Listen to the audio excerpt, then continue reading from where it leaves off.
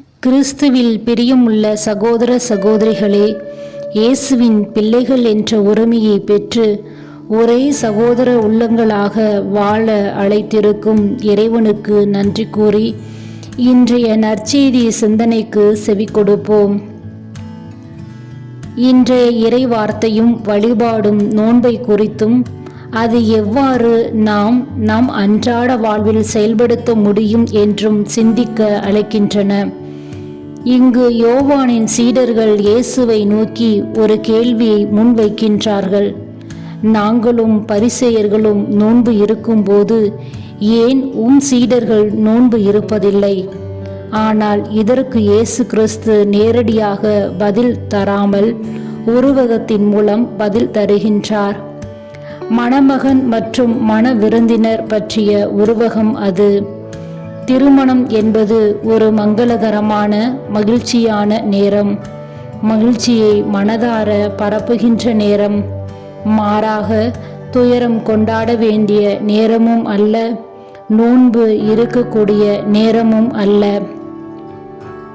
நெஞ்சத்தில் உள்ள பாவத்தை கழுவ நோன்பின் நேரம் வரும்போது நோன்பை கடைபிடித்து பரிசுத்த பாதையில் நடப்போம்.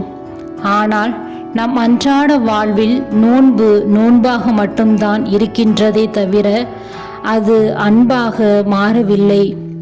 இன்று இயேசு நம் ஒவ்வொருவரையும் நம்முடைய நோன்பு அன்பாக மாற வேண்டும் என்று நம்மை இந்த தவக்காலத்தில் வாழ அழைக்கின்றார்.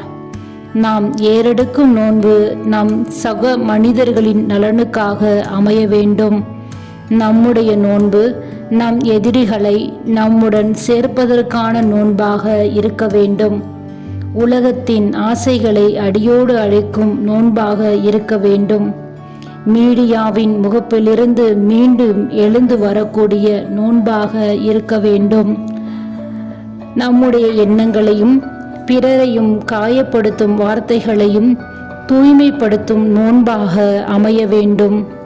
இயேசு காட்டிய தியாக பாதையில் நாம் பயணிக்க, பரிசுத்த வாழ்வு வாழ, நம்மை நோக்கிய பயணமாக அமைய, விடுதலை வாழ்வு வாழ நம்முடைய நோன்பு நல்வழியில் நம்மை செம்மைப்படுத்தட்டும்.